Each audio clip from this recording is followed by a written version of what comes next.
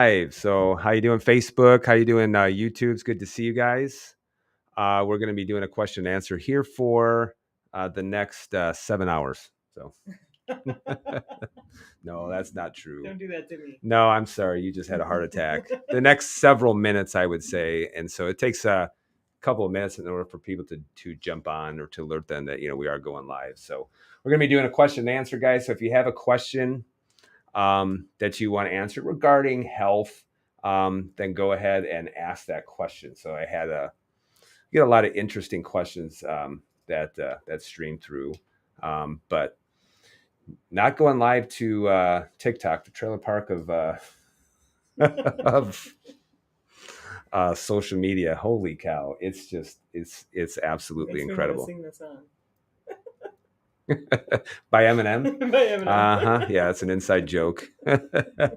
So it's good to see you guys. If you do have a question, please answer it right here in the comments.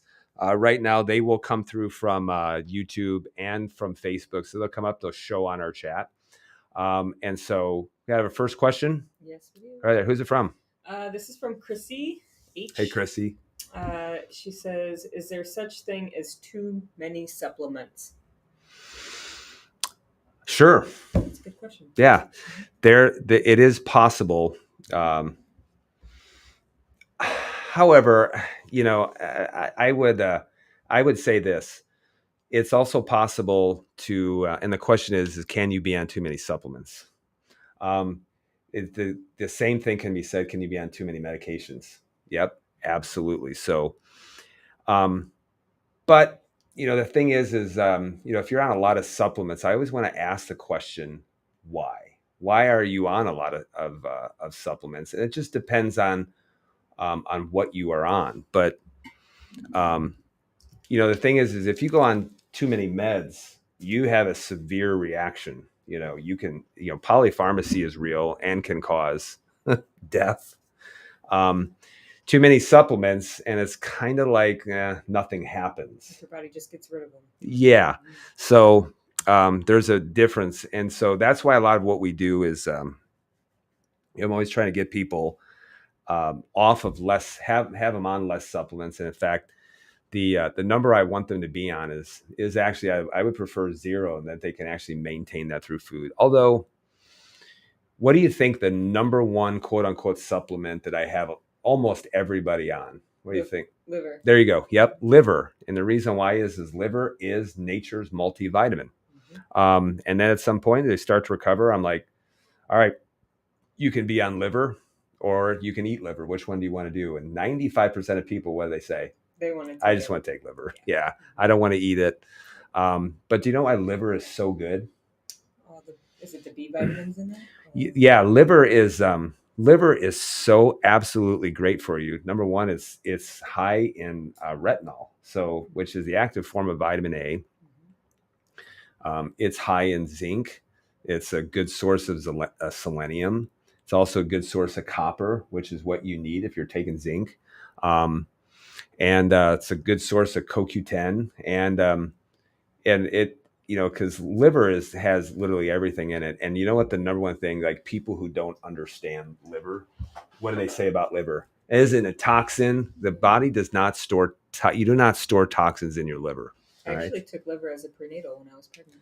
So did my wife. Yeah. Never took a prenatal vitamin, and she took liver. So she took, 2 capsules twice a day. She took liver, and but my wife never took a prenatal vitamin.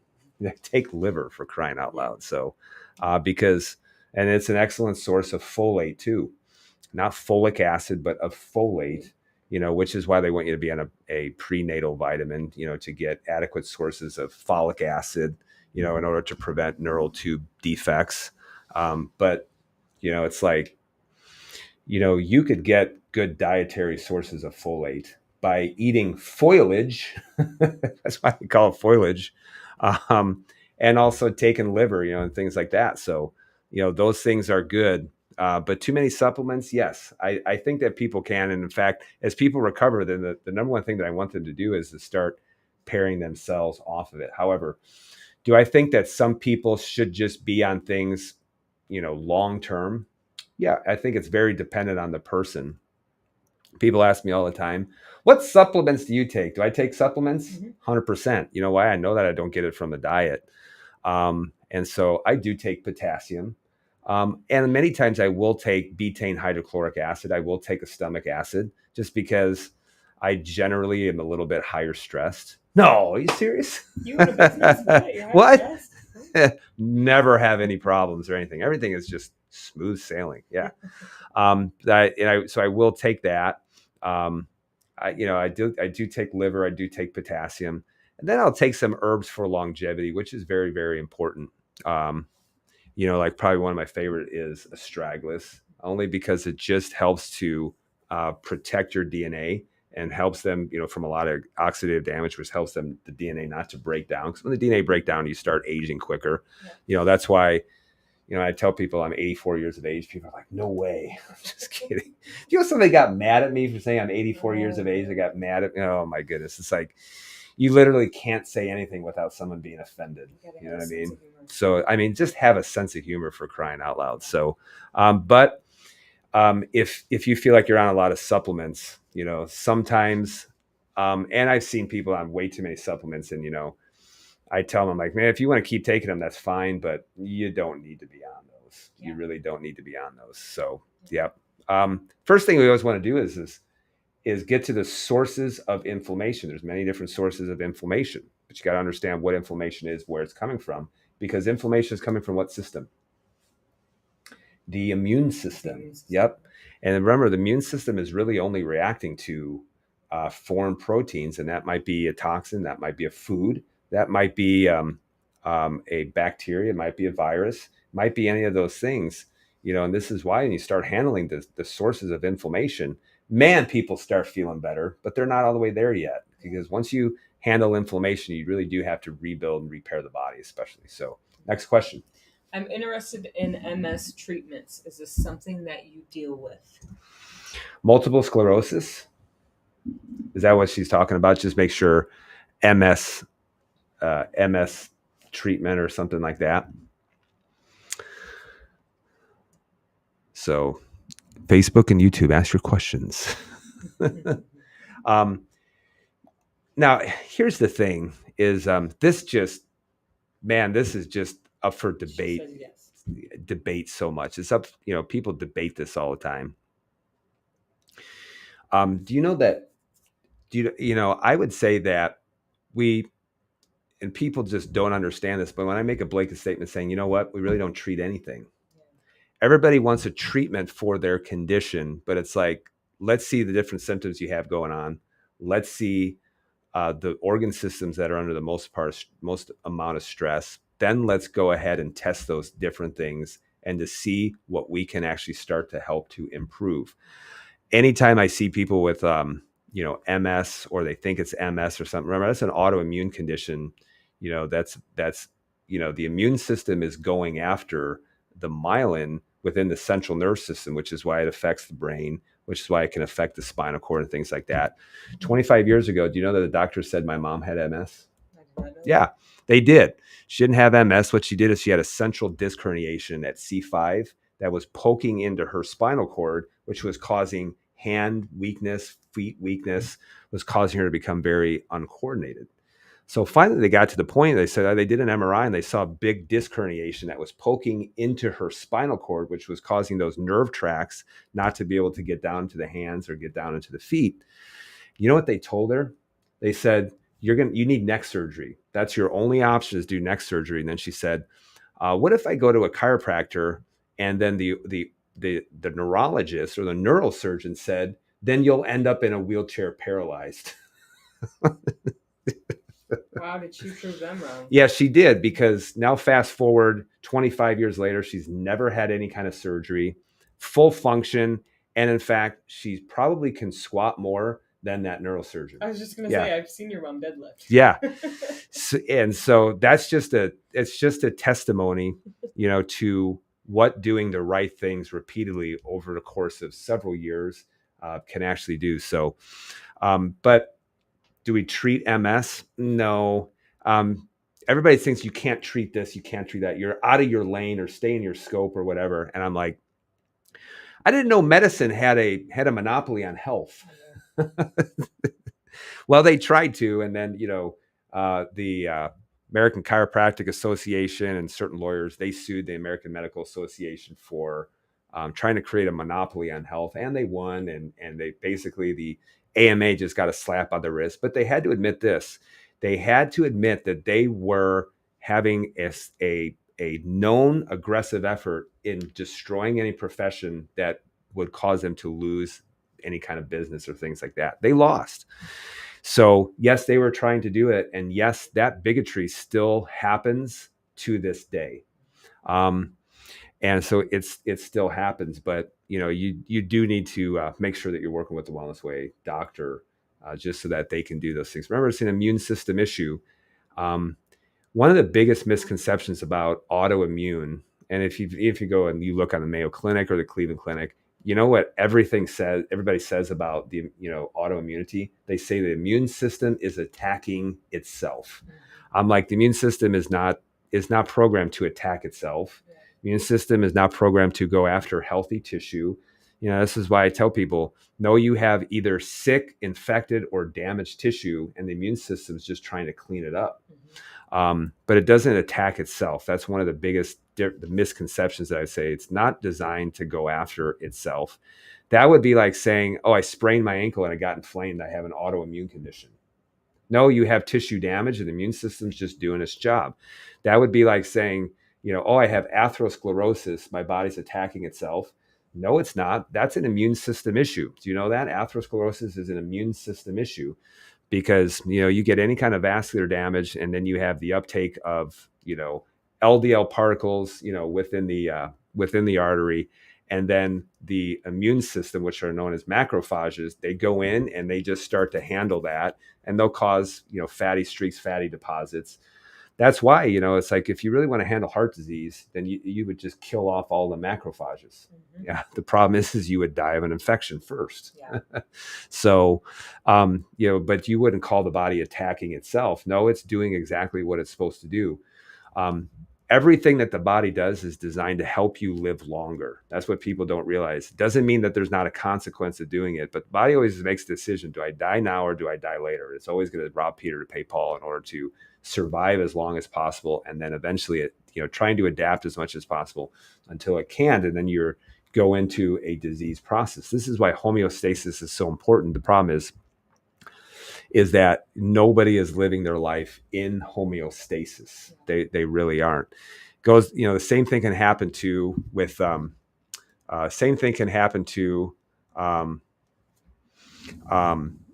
oh boy, I just dropped my here we go. Just sorry if you are on all the other platforms, you heard probably a loud bang. But what was I talking? Oh, homeostasis, right? This is why you say, oh, is exercise good? Absolutely, exercise is good. Can too much exercise cause you harm? Absolutely, it can cause. You can exercise too much. There's no doubt about it. So, all right, we have another question. This is coming from YouTube. You want to go ahead and read that off? I can actually, I think, bring it up on the live broadcast. This is from Dennis, who's asked a ton of awesome questions. Mm-hmm. Can exercise increase mitochondrial biogenesis?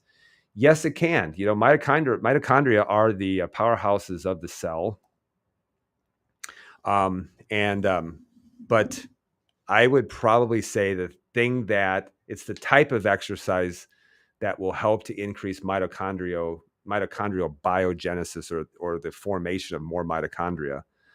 I would say that doing things that are involving very high intensity, short duration exercise would be the best for your mitochondria. But anytime that you are exercising or, doing things that's requiring a lot more oxygen, the body has to adapt by increasing the mitochondria, because basically what you're doing is just think of the mitochondria as the engines of the cell. And so you're just allowing that to form more power output to those specific muscles. And so if you're demanding more power output, then of course you're going to need to cause an increase in mitochondria, especially. So that's why mitochondrial health is so important, and this is why doing high intensity, short duration exercise is one of the best things that you can do for your mitochondria, as well. Do you know also what helps tremendously keeping your mitochondria healthy? It's not a supplement. Eating and sugar. No, sleeping. So sleeping, and in fact, sleeping at the right times is also involved with with the release of melatonin, and that's why melatonin is very important. Everybody thinks that melatonin is a sleep hormone, and yeah, if you take a melatonin supplement, it may make you a little bit groggy. There's no doubt about that, but melatonin, produced from the brain, from the pineal gland, actually helps. Basically, if you look at it, it's going in and it's repairing your mitochondria. And so that's why, when you talk about mitochondrial health, you can't go away from the fact that you need sleep, because, if you don't sleep, you don't recover, you don't repair. And that's when your cells start to fall apart. There's no doubt about it. So that's why sleep doesn't cost you a dime, in order to get enough sleep. And that's one of the things that I do, is make sure every night I'm getting 8 hours of sleep every single night. I mean, like, I think in the last year, I've had like maybe 3 or 4 nights where I've gotten less than 8 hours of sleep, and then, I took a nap to make up for it. Another question. I'm wondering what to bring down inflammation, swelling in my hands and feet after I just got back from 5 days of hiking in high elevation. This is A lot of swelling in the hands and feet after hiking in high elevation. Okay. So if you're at a high elevation, and if you can, Christy, thank you so much for the question. What elevation were you at? However, if you're at a higher elevation, one of the things that you're going to notice is that as you go into elevation, the oxygen saturation of the air is a whole heck of a lot less. There's no doubt about it, which is why, can you get some swelling? Yes, absolutely. But if that's the case, you really shouldn't have to do anything other than being down at around sea level or something like that, and giving it some time. But anybody who has a lot of problems with swelling, and in fact, this is why if you take off your socks at night and you have those indentations on your legs, there's a problem with swelling. And, that can be some issues going on, whether it's the liver or, the liver's getting backed up, whether it's, so Banff National Park, I think that's in Canada, correct? So in Canada. So that's going to be at, elevation. I would give it a couple of days to get back to sea level and see what you can do. But if you're getting it at, sea level, not at elevation, then I would say it's probably an issue with kidney function. You want to get those things tested. But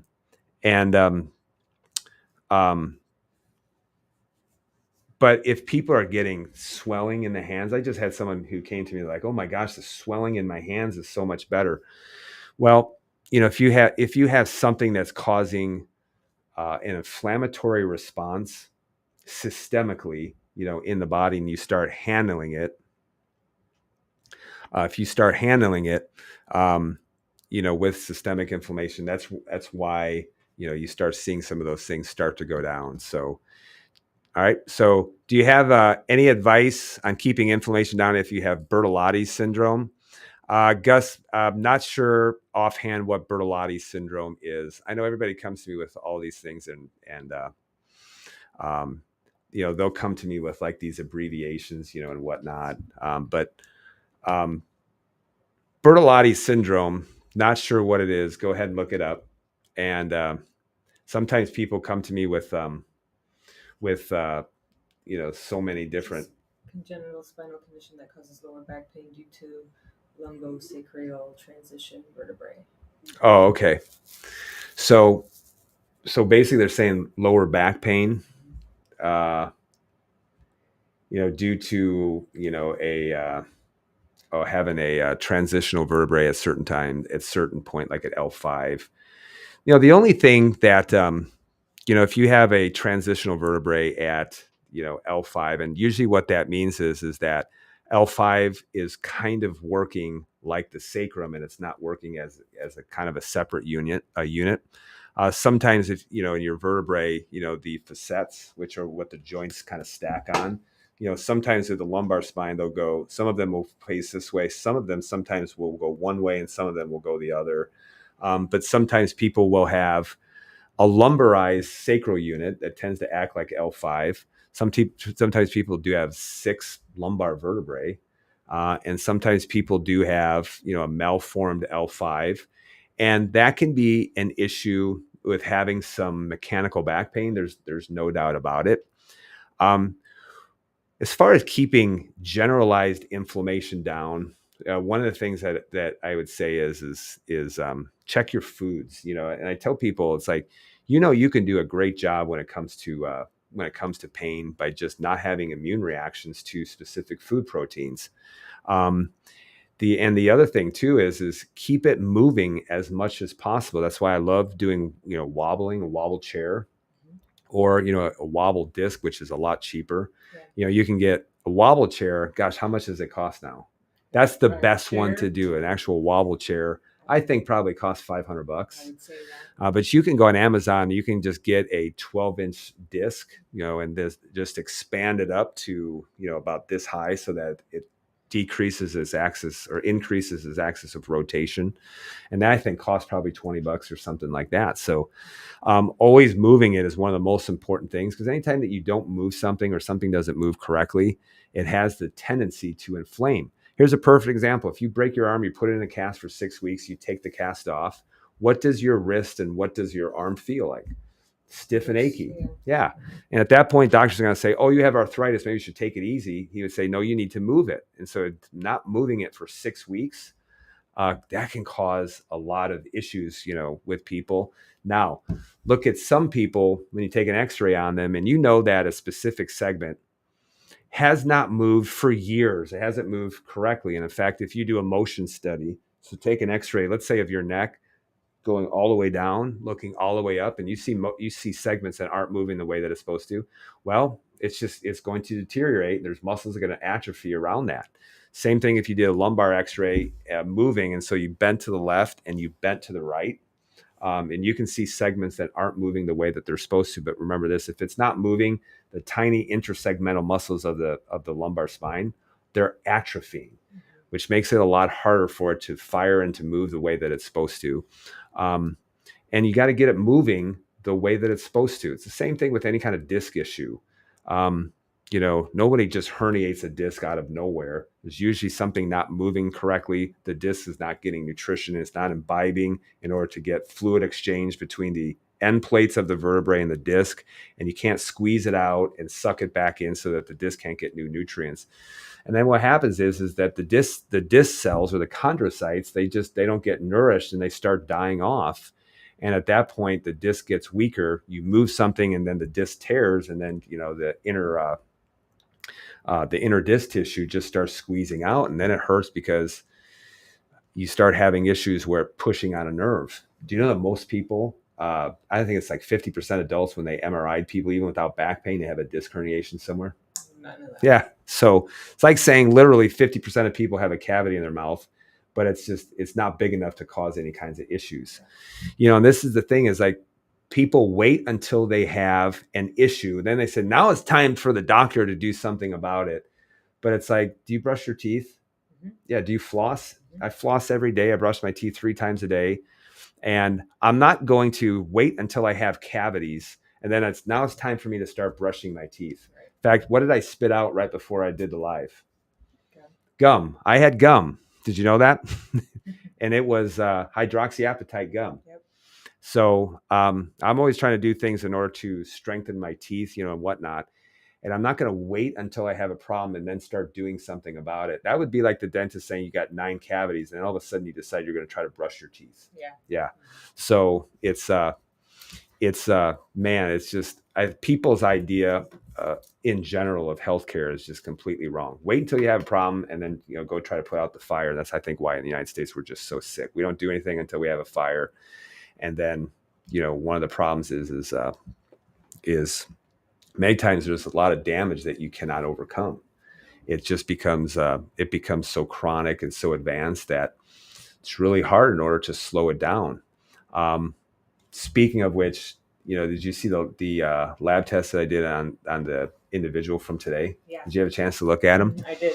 Holy cow! All right, so we did food allergy testing on him. We did a stool test, and And we also did, a male panel, but then added on a, expanded lymphocyte enumeration is what it's called.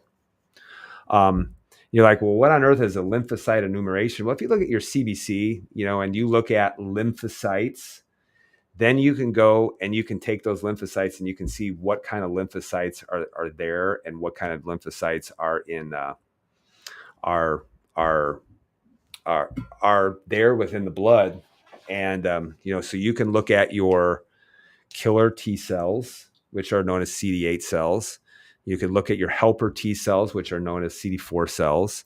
You can look at your natural killer cells. Natural killer cells, basically all they do is your first line of defense against viral infection and things like that. So you can look at all those different cells, and when I looked at all of his different cells, they were so low. Holy cow. I've never seen it so chronically low. I looked at him, I was like, the reason why you're really hurting, the reason why you've been suffering so much is your immune system has been so suppressed for such a long period of time. And he looked at it and he says, yeah, I know, there's certain things I was doing that was suppressing the immune system for a long period of time. Yes. And so a long term is this guy really, really needed to get his immune system up. And there's a lot of things you can do in order to try to get the immune system up. But then he asked this question.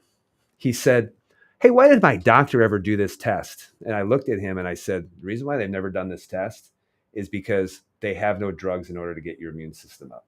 That's the reason why, because people are always like, why didn't they run this test? There's no drug solution for it. Why didn't they go beyond, thyroid stimulating hormone and T4? Why didn't they go beyond that? And it's like, well, why didn't they test, thyroid antibodies? Why didn't they test for, all these other things too that you can look at on a thyroid test? And the reason why they don't test for it is because they don't have a drug solution for you. Why test for it if you can't give them a drug? You can do one thing with the thyroid. You can give them thyroid hormone. That's it. Can't do anything in order to calm down, an antibody response. It can't do anything. It's just give you hormone. That's it. So they're only going to test for things that they can fix and correct. I say that word loosely, but that's all that they're going to do. And, if you're not calming down the immune system, especially when it comes to a thyroid and it's due to Hashimoto's, then the only thing that's going to happen is you're going to go back to your doctor after a year and they're going to have to give you more hormone. It's going to go up because you're going to see more destruction of thyroid cells. You're going to have to go up and give you more hormone. That's why you keep going back and it just goes up, up, up, up, and up. I got to increase my thyroid dose. And it's like, maybe you should start doing things in order to help calm down that immune response to your thyroid gland. So yeah, one of the biggest things. So I remember several years ago, my wife, and this was when I first started with everything. This was about 6 years ago. Because everybody at some point they asked me this, how did you get started doing this? Mm-hmm. And, kind of bashfully, I say, I kind of had to. Yeah. I had to because my wife was so sick. I thought I was doing everything correctly, and I wasn't. I had to in order to help save my wife's life and her quality of life. And I remember when we tested her thyroid antibodies, no one had ever done that. And I tested her thyroid antibodies. Her thyroid antibodies were well over 1,000. I think they were at 1,800. And within 3 months, we got it down to 60. Wow. And that was just doing the right things and the right approach. But the thing that the advantage that I had with my wife is that she couldn't quit. Yeah. She couldn't say, I'm not doing that. No, she had to do it. And so she did everything that I told her to do. And she also was able to massively reduce her thyroid medication. But here's the problem. Is that she had a thyroid problem for a long time and just allowed some of those things to fester for a long period of time. So she does have some permanent thyroid destruction, as a result. And she's got some permanent thyroid destruction, I'm like, well, you're going to need to take hormone, in order to help it. But she's been able to decrease the amount that she's taken massively since she first started. And so I had to learn all of this in order to help my wife. And you know what? It was all worth it. It was 100% worth it. So everything that I did was in order to help my wife. And then I'm just like, well, let's start helping other people because there's a lot of other people's wives and mothers and things like that are hurting. And so we need to start helping a lot more people, especially. So, yep. Any other questions? Okay.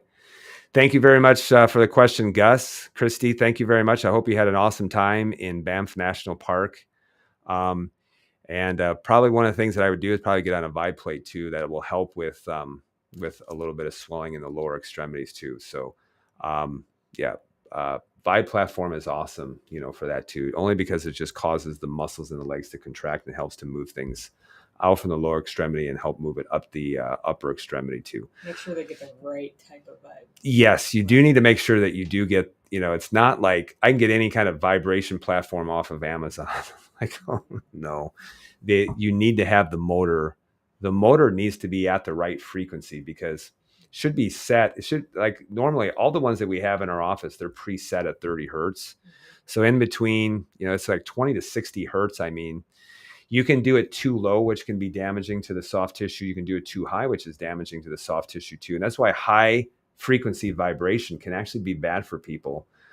That's why, if you look at some of the people, and this was like before they had air ride and stuff like that, but, people that were operating heavy machinery, like the tractor trailer, like a Peterbilt semi or something, the diesel engine would vibrate at a very high frequency, and all of that vibration would transfer into the steering wheel. So they were basically doing high vibration in the steering wheel, and it can actually cause some damage and destruction to the ligaments in the wrist, which is why so many, truck drivers had so many problems with carpal tunnel syndrome, and things like that. So yes, the most amount of times I've seen people have carpal tunnel surgery, that's the most amount of times is seven carpal tunnel surgeries, and then started again. And then they said, oh, you know what? That's not working. Then they did a translocation of their ulnar nerve to here. So they took, you hit your funny bone right here. So you have your, it's not your funny bone, it's your ulnar nerve coming down. And that's why if you ever hit it, it starts to cause a stinger, in this part of your hand. And then they're like, oh yeah, well, it's obviously coming from your ulnar nerve. So they took the ulnar nerve and they moved it to the front of the arm. So they put it right here. So that every time that he would do this, he would go numb. Oh no. Jeez. One person had seven? Wow. Yep. You cannot make this up. Wow. Yep. You can't make this up. So, and that's why some of the older research on carpal tunnel surgeries, it's why, the amount of success, long-term success over a couple of years was absolutely abysmal, and that's why when you're looking at, carpal tunnel syndrome, it has to be a syndrome. Everyone's like, I have carpal tunnel. I'm like, yeah, I do too. I have two of them. Yeah. I have TMJ. I'm like, I have two of them. But that's why you have to look at, understand this. If you have carpal tunnel syndrome in both hands, do you know how rare that is? So if you have it in both hands, usually there's something systemic that's going on with swelling or something like that, or there's a really bad disc herniation that can be affecting both hands as well. But rarely do you get it in both hands at the same time.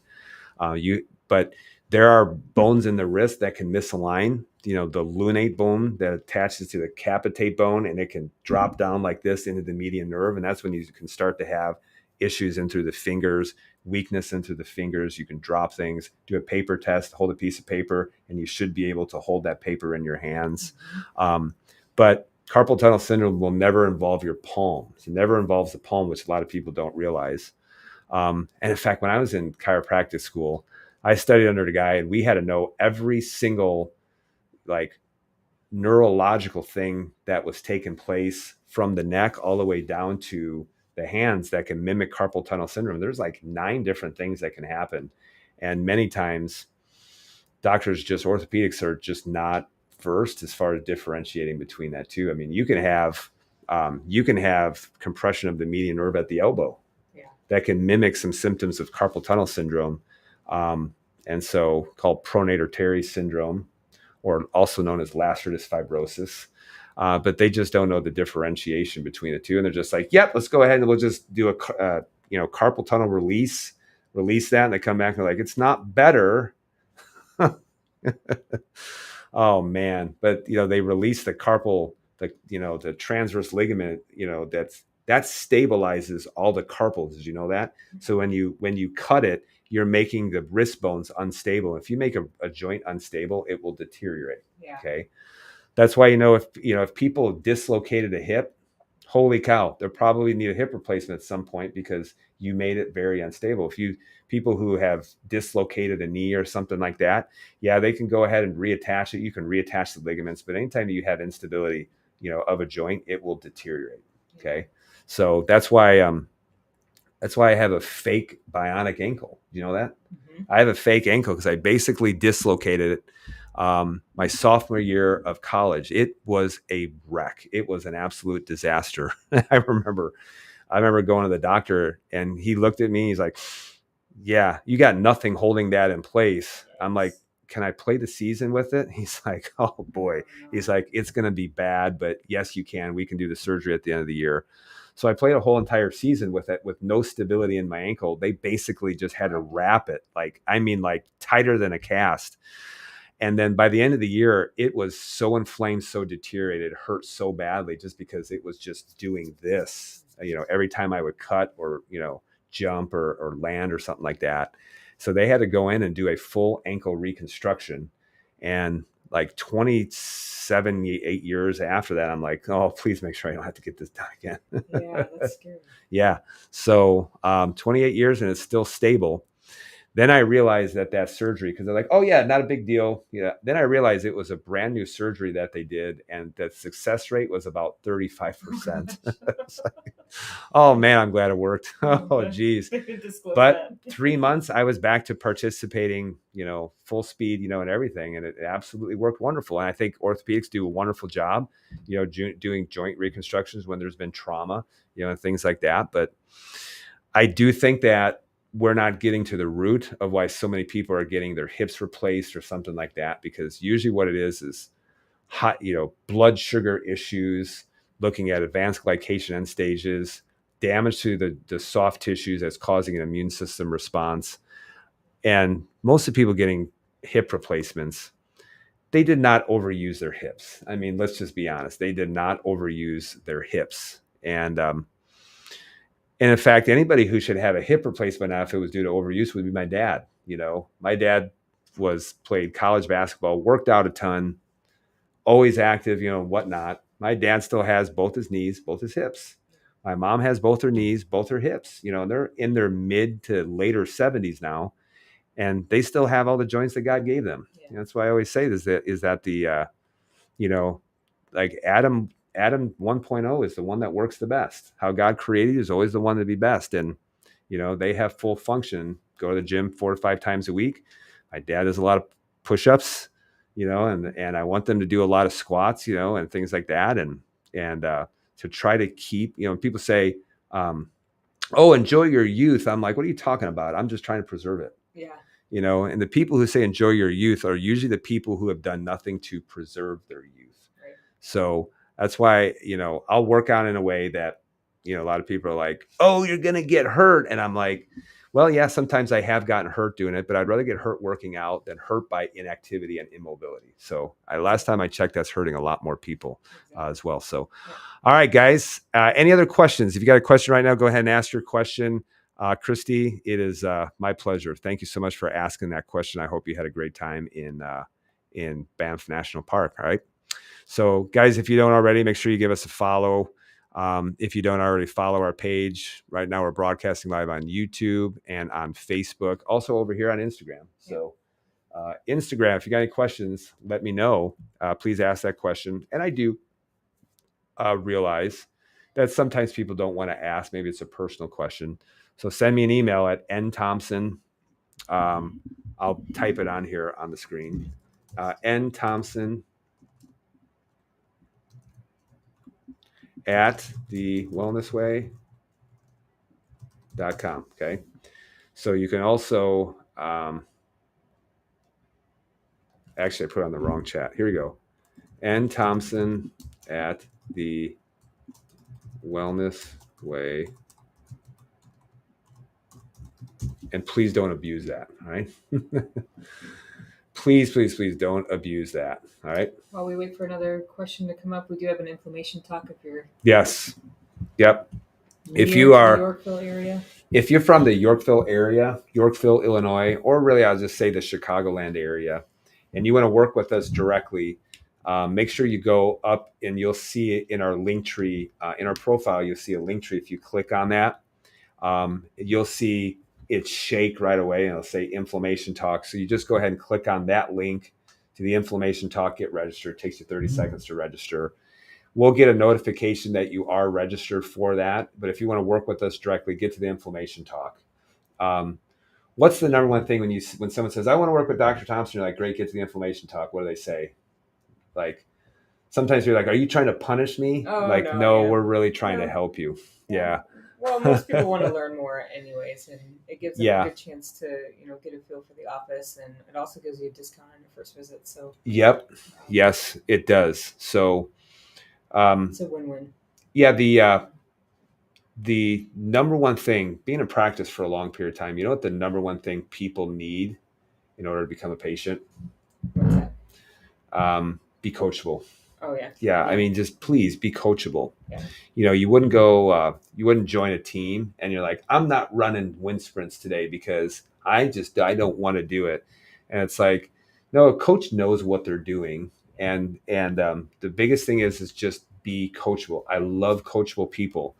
Not to say that, there's, I want you to be stupid. Just be like, oh yeah, whatever you say. No, I want you to be like, yes, I understand why I need to start doing that, and I'm willing to do it. So, be a coachable person. I've had a lot of people who weren't coachable, at all. Yeah. They're like, no, I think I'm going to do it my way. And I was like, great, then you don't need my help anymore. Yep. And don't get any tests either. Don't get any tests. But that's why being coachable really means just removing your ego out of the situation. Exactly. That's most important thing. Learn. Another question. What's the test for mold toxicity in a building? I would say the dust test. Yep. We don't have anything to do with that, but type that out.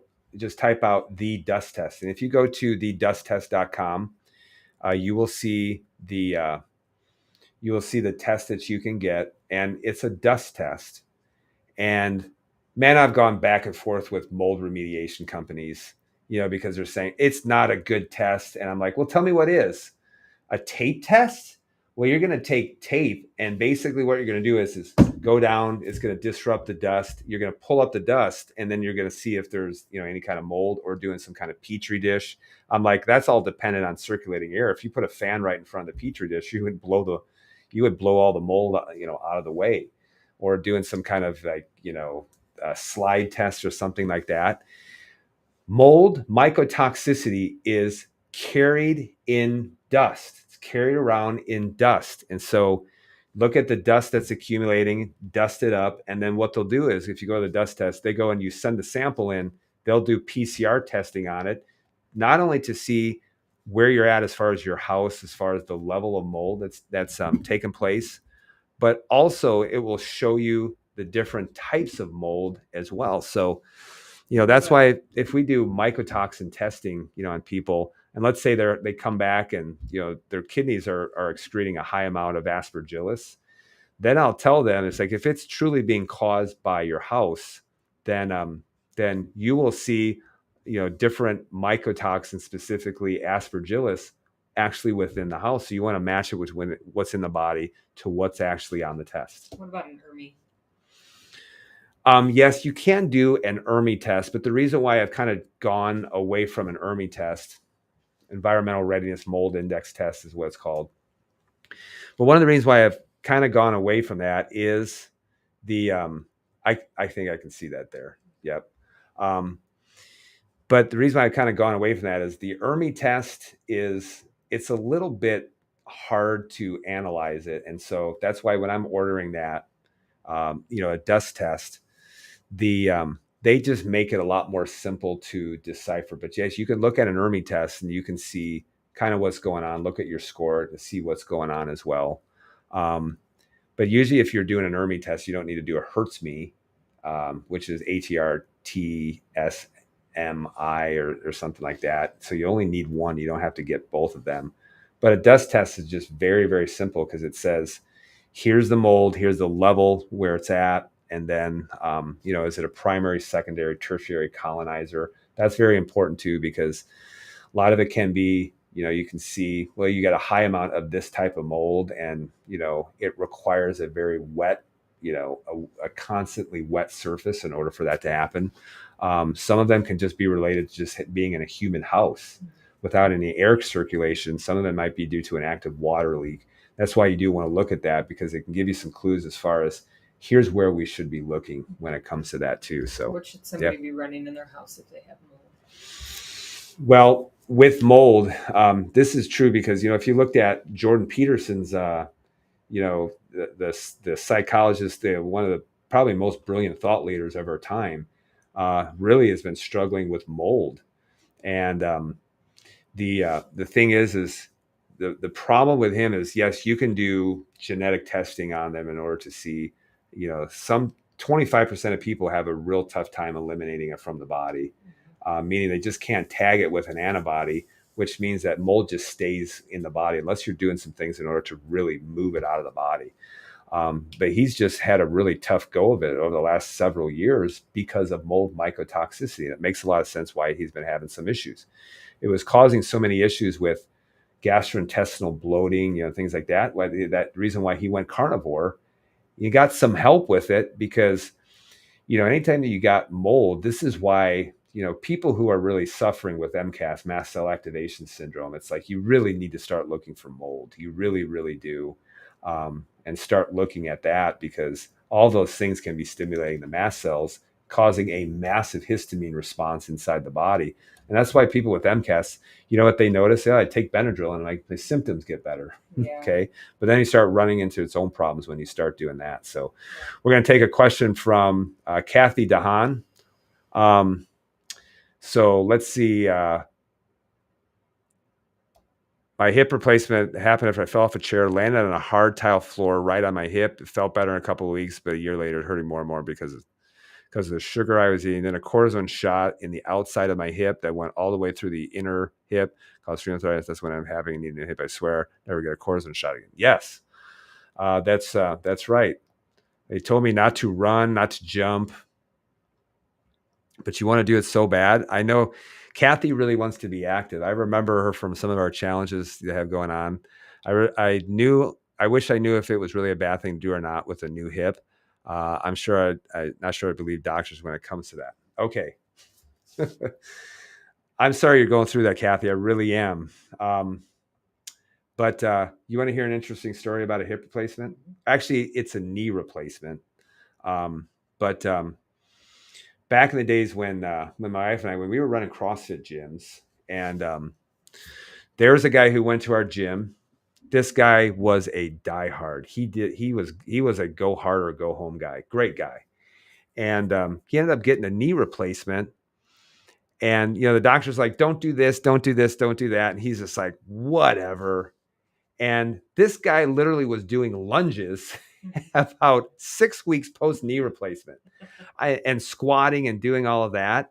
And he had such an amazing recovery from it. One of the reasons why he had such an amazing recovery was he was already starting off very, very strong. So that's why if you get a knee replacement, I've seen people squat in a knee replacement. I'm not telling you that you should do it or shouldn't do it. But I've seen people basically do full depth squats. I've seen people, do lunges. Heck, I've seen people do box step ups. I've even seen people do box jumps. So it should be, if you got a new knee, and they're literally pounding titanium into your bones, and you allow enough time in order for that to be able to heal and the bones to be able to form around it, that should be very, very solid. It should be very, very solid. And so, but another aspect, you can't just not do it for, let's say, 2 years and then immediately go into it. There's some level of adaptation that needs to take place. This is why, when you talk about footwear and you talk about shoes, people who have been wearing the wrong footwear for 35, 40 years, and then they want to transition immediately into barefoot shoes. Yeah. And they're like, oh, my feet are killing me. And I'm like, well, of course they are, because you haven't let the feet adapt to slow and steady changes, over time. So that's why if you go from Hoka's into a barefoot shoe, man, you're going to have a tough time. because you're just not adapted to that, as well. It's the same thing when we decide to put a lift in somebody. Sometimes people have leg length discrepancies. The most I've ever seen is 36 inches or 36 millimeters after a hip replacement. And the woman said, I'm in so much pain, I just want to kill myself. Like, if you can't fix me, that's my only, because it hurts so badly. We put her on a weight scale, and I kid you not, it was 120 pounds and 30 pounds on one side. Then we took a leg length x-ray and noticed 36 millimeter difference between left side and right side. And so, of course, one of the things we couldn't do is just do the whole 36 millimeters all at once. I mean, that'd be crazy. It's too much for the body to have to adapt to. So I put in like a 7 millimeter lift. I said, start walking around like that. Let me know how you do, after the weekend. She came back just jumping up for joy. She's like, oh my gosh, it's like so much better. I can't believe this. This is awesome. This is amazing. And I was like, great. You need to be wearing that for probably another, probably for another couple of weeks. And then you see if we can go up to 9 millimeters. And then finally, we'll see if we can actually build up the whole entire shoe in order to level yourself out. But even got her on the weight scales. And you saw that the weight started to balance between left side and right side. I mean, it was absolutely amazing. Then all of a sudden, everybody thinks, they do a newspaper story about it. Then everybody thinks it must be, I need a heel lift. Everybody's coming in asking for heel lifts. When I was doing testing on the immune system after the COV, therapeutic or whatnot, everybody's calling in saying, I want that test. I want that test, so it's, yeah. So everybody thinks there's just one thing that I need to do, and it's not necessarily a heel lift. It's not taking Albesia. It's not taking turmeric. So yeah, it's multifactorial. Why does it seem like so many women my age, 45, are opting for a hysterectomy in their premenopausal stage? My wife is almost 45. She's still has a normal menstrual cycle every month. Why are so many women having menstrual cycle issues? Or having, they say, hysterectomies? Yeah, opting for a hysterectomy. Well, I think one of the reasons why they're opting for hysterectomies is because their hormones are just such a mess, and whether you're doing a, complete hysterectomy in which you're taking out the uterus and you're taking out the ovaries, or if you're just taking out the uterus, then take out an organ that cannot respond to hormones. And of course you're going to feel better. So if I still left my ovaries but I took out the uterus, and if I'm having a lot of problems, whether they're fibroids or something like that with the uterus, then of course you're going to feel better, when it comes to that. So why are so many women opting to do that? I think a lot of women have been led down a bad path by their doctors, and that's they only see that is the only hope. So just remember this. And I will always say this, and I will always stand by this. And in fact, go back and watch the live video that I did on Monday, about histamines and the immune system response. And, if you look at that, the response of the immune system, it can mess up your menstrual cycle. And they even say that. We're going to talk about medical research saying that an immune system response can mess up your menstrual cycle. And that's why, when I say everything is really tied around inflammation. Who says so? Even they're saying that as well. But I think that women have so many different stressors that are going on. And that doctors are just like, I don't know what's going on. Let's just take out the organ. And I'm saying, no, you got to lower down inflammation. Probably need to do some hormone testing to see how you're metabolizing your hormones, which is why I like the Dutch test, dried urine total comprehensive hormones, because that's not showing production as much as it's showing how they're being metabolized by the liver. So you have any issues with the liver, fatty liver, or you having some issues metabolizing it down certain pathways? That can cause some issues. There's no doubt about it. And yes, there's certain foods that will totally influence how you metabolize your hormones. There's certain foods that will feed certain pathways of, metabolizing hormones for removal from the body. I'll give you a perfect example. Have you ever heard, if you're on a statin drug, don't eat grapefruits? Yeah. I had a guy came in today. He's like, a doctor told me not to eat grapefruits. I'm like, why did he say that? He said, well, because it will just speed up the metabolism of the drug he wants me to be on. There you go. So you can eat foods that actually help for things to get metabolized better. One of them can be cruciferous veggies. And nobody has enough cruciferous veggies. You know that? Nobody has enough cruciferous veggies. I mean, it's crazy. The amount that I I have so many um I have so many um eat so many cruciferous veggies, you know, even for me, for a guy, it's probably not as important, you know, because I don't have high amounts of estradiol, you know, that I have to metabolize, but I do have high amounts of cruciferous veggies, only because, yes, they do help with hormone metabolism, and, you know, and things like that. But I think women are just having a heck of a time with it. And rather than actually say, doctor, why did you lead me down this path? Instead, they're calling it some kind of condition like perimenopause or things like that. Remember, my wife was literally in perimenopause and conceived, and we have a beautiful child. You know, when a lot of women's hormones are just absolutely wrecked, when their menstrual cycle is wrecked, she's getting pregnant and popping out a 9-pound baby, you know, at 43 years of age, and you know, and having a great job doing it. And we have a 2-year-old who's just absolutely amazing, vibrant, healthy, non-vaccinated, you know, too. Never had that shit in their body. Sorry, mom, if you're watching this, I'm sorry. I'm starting to get hyped up. But hasn't had any of that crap inside of their body, you know, or anything like that. And has had whooping cough too. Did you know that? Yeah, he had whooping cough and recovered from it beautifully.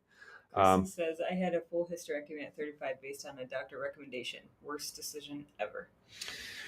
Well, yes, and the reason why is the question is did the doctor put you on hormone replacement therapy?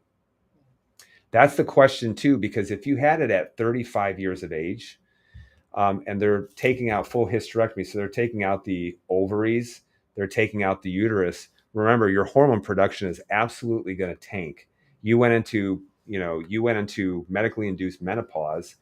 And when people say, you know, should you be on hormone replacement therapy? I'm like, if you've had a full hysterectomy prior to getting of the age of menopause, then yes, you need those hormones. Your adrenals will not make those hormones. And in fact, I would probably assume that if you got a full hysterectomy, your body tried to compensate by putting a lot of extra body fat on, because remember, fat is also an endocrine hormone, and it can be responsible for production of estradiol and things like that. But you know, you become totally reliant on your adrenals for all of your hormone production and also your fat cells, you know. And that's why too, after menopause, whether it's, you know, natural menopause or whether it's medically induced, you know, this is why women will start to see changes in how their bodies are, how their fat distribution and things like that. So it's yeah, it's you know, you should be on hormone replacement therapy if you've had a full hysterectomy, at least until the age that you would normally be at menopause. And I've seen women who came in here who doctors did a hysterectomy because of, you know, breast cancer or things like that. And so they put, you know, this individual into, you know, medically induced, you know, menopause, and then had a heck of a time with osteoporosis, started losing bone mass to the point where this individual had a compression fracture in her spine, you know, as a result of that, of being so low in hormone for such a long period of time. So I mean, it's just absolutely crazy. It's absolutely crazy. And so you need to see, this is why, you know, if you're looking at hormones, production is going to be important, but also how you're metabolizing is also going to be important too. It's the same thing, you know, when a man is, you know, same thing when a man decides to go on testosterone replacement therapy, you know, I'm like, you shouldn't be out of normal physiological levels. Don't try to jump, you know, get yourself up, but you should also be looking and seeing how your body is metabolizing it, because I've seen men who came in and, you know, did the TRT with a bad lifestyle, and man, a lot of that got, you know, got aromatase into estradiol, and they started developing breasts, started getting really, really emotional, and also because it puts an extra stress on the liver, it also developed some liver issues too. So, in my opinion, you don't want to be messing around with hormones. I mean, you really, really don't. And if you're going to take any exogenous hormones, you better make sure that you can metabolize those things, and you shouldn't be going up above physiological levels too. Yeah. Yep. All right. Any questions? Any more questions? All right. Kathy says, I'm staying active, playing pickleball. Oh, pickleball. We got a pickleball court at our house. We never use it though. Riding a horse. Kathy, I love the fact that you are so active. I think that's really, really awesome. Never stop being active. Because when you stop being active, you start gathering a lot of rust. And so that's when, when people start deciding, hey, I'm just going to start taking it easy. That's when it really does signify the beginning of the end. When it comes to a person's life, health, and independence, I think staying healthy is one of them, or staying active is one of the most important things that you can do. So, any other questions on Instagram? All right, awesome. All right, we'll close this out. Guys, thank you so much for watching this live broadcast. Thank you for your questions, Kathy. Thank you for your questions too, Dennis. Thank you, Christy, for the question. Gus, thank you for the question as well. And we'll be back here on next Monday for our live broadcast. That's going to be part 2. I will be talking about histamines. And I'll also be talking about, well, what can I do in order to limit those specific histamines, which is an immune system reaction. I'll talk about 2 really awesome herbs that are very, very popular, Albizia and nettle leaf, and why they work so well. But why also, it's probably, as far as how long I have people to take them, it's probably the shortest amount that I have people take. There's a reason why. So we'll go over that in a lot more detail. And I'll also be going over something interesting because people talk about a low histamine diet. And I'm going to make some pretty awesome connections between that and between food allergies. People think I need to be on a low histamine diet. I'm like, no, you don't. You need to be able to break down and metabolize that. And so there's reasons why that doesn't happen too. So join us if you don't follow us, join us for a live broadcast coming up on Monday, 6:30, 6:45 p.m. Central Standard Time. And looks like we'll be able to go to YouTube or go to Facebook for that, for be able to broadcast on that as well. So I am, but we've been live for an hour. Can you believe that? Yeah. Wow. That's really awesome. Okay. Now that I've been talking a lot, I'm going to just go home and take a nap. There you go. Yeah. All right. So guys, be well, be blessed. We'll see you guys very soon. Thank you so much for watching. Please share this video with someone that you know and that you care about. And we'll see you guys very soon.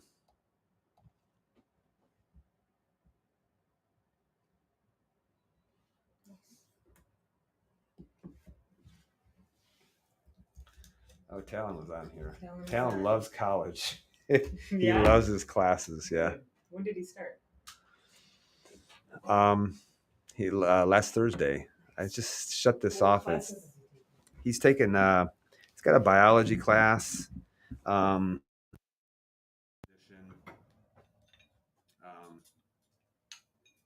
we're still broadcasting. Look at that. I'm trying to just stop the stream.